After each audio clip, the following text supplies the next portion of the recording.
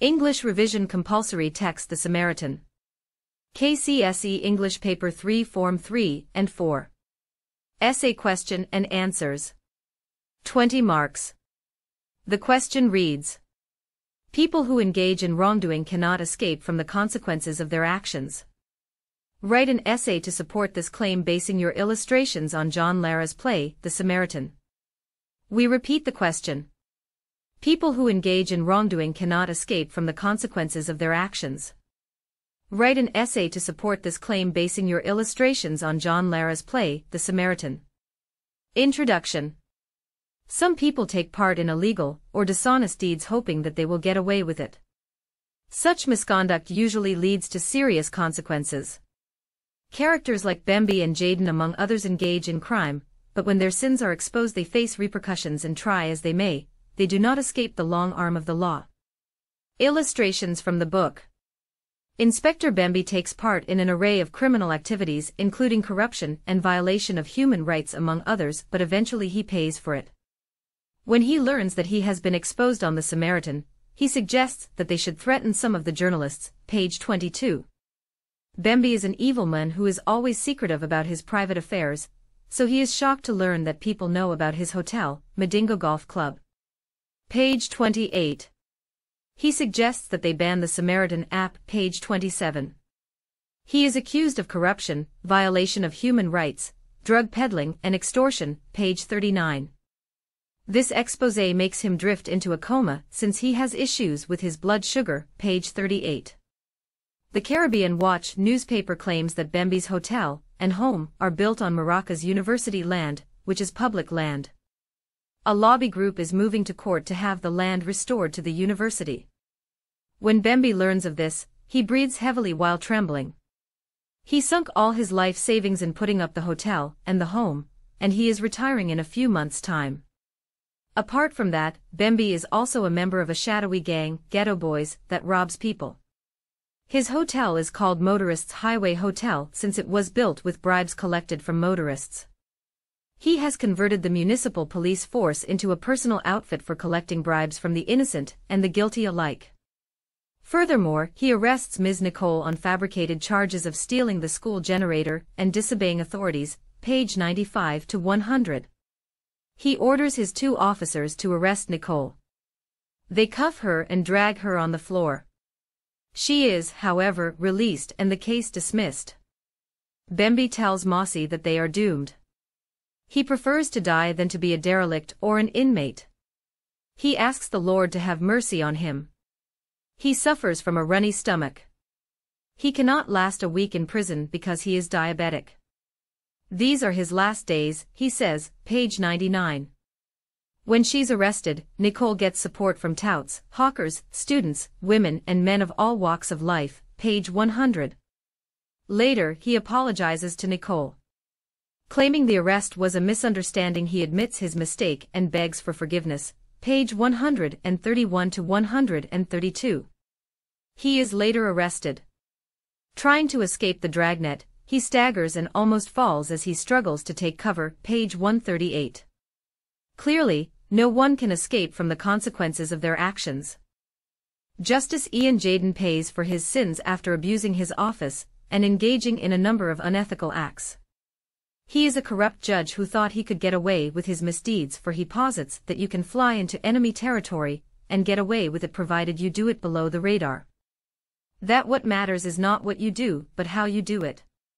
He thinks that since he is educated and strategic, he can beat the system and escape scot-free, page 29. Jaden is unethical since his relatives are involved in doing business with the municipal council, page 69. Jaden's company, Prime Orchard Farm, is involved in a fraud case dubbed the Grain Scandal, page 102. He is fraudulently awarded a contract for killing rats and other rodents ravaging rice and corn fields in the municipality, page 106. He gets the contract through single sourcing rather than competitive bidding.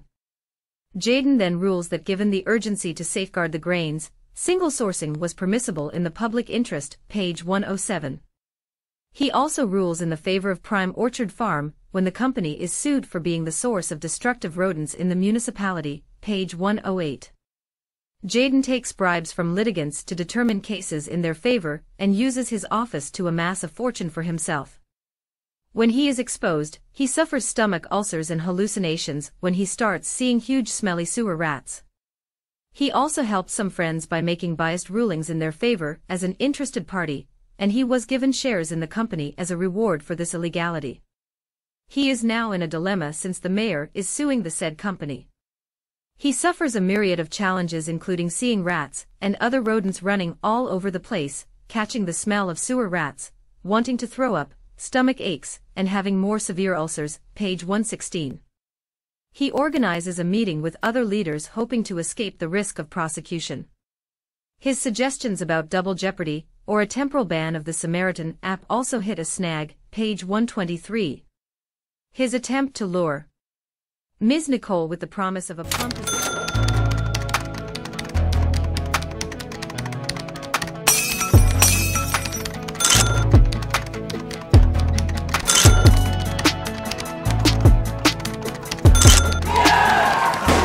position as the Director General in the municipality is also futile, page 134.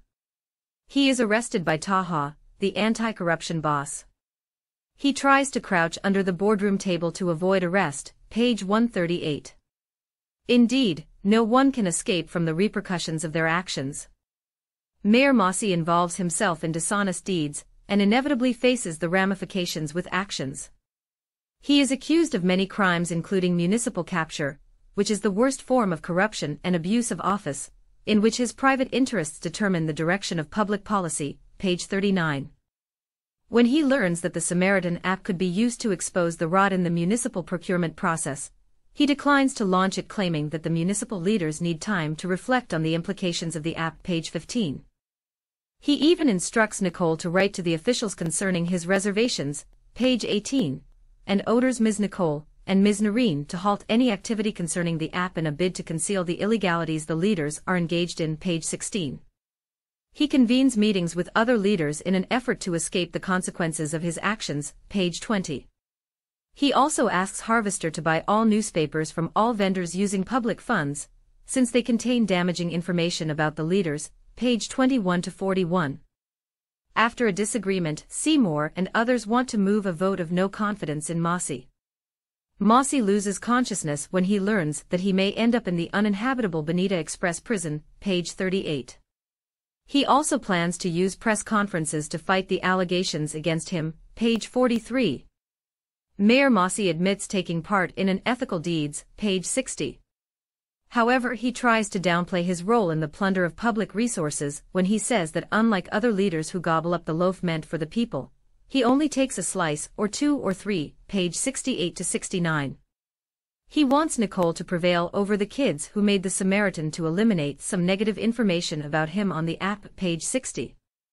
The corrupt mayor even has the audacity to offer Nicole and the children a bribe, claiming that everybody needs money, page 61. On the issue of development, he is accused of inflating the cost of projects and overseeing shoddy municipal works. When Nicole refuses to budge, he accuses the people of electing evil people into public office and later unwinding, page 71. He also orders Nicole to delete every post that casts him in negative light on the Samaritan App, page 73.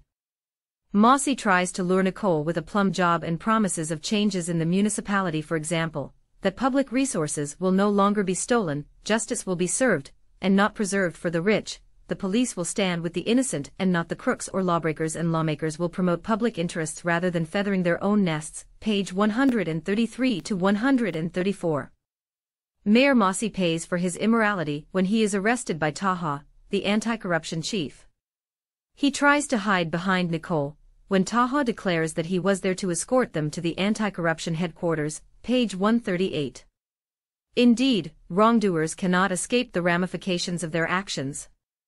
Honorable Seymour also engages in a number of criminal activities, and ultimately faces the consequences of his actions. He is the municipal secretary in charge of planning and development, P20. He is accused alongside Honorable Ted of supplying air. Their companies bill the municipal council huge sums of money every month, but they do not render any services. This illegality is exposed on the Samaritan App, P24.